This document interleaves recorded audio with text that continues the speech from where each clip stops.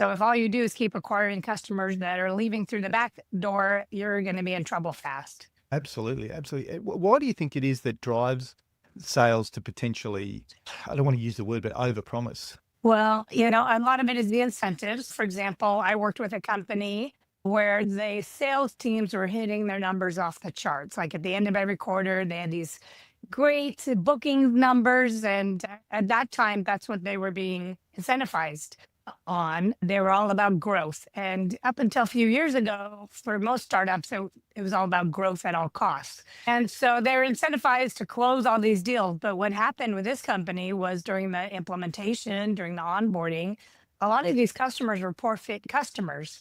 And the implementation teams were taking a really long time. The customers were frustrated. The customer facing teams were pulling out their hair because they were poor fit customers they should never have been sold to in the first place. So the sales teams looked great. The head of sales, his motto was time kills all deals.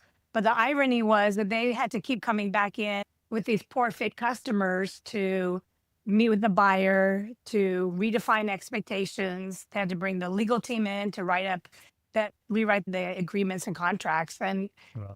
it was costing that company $500,000 a year in all of this like delayed value delivery.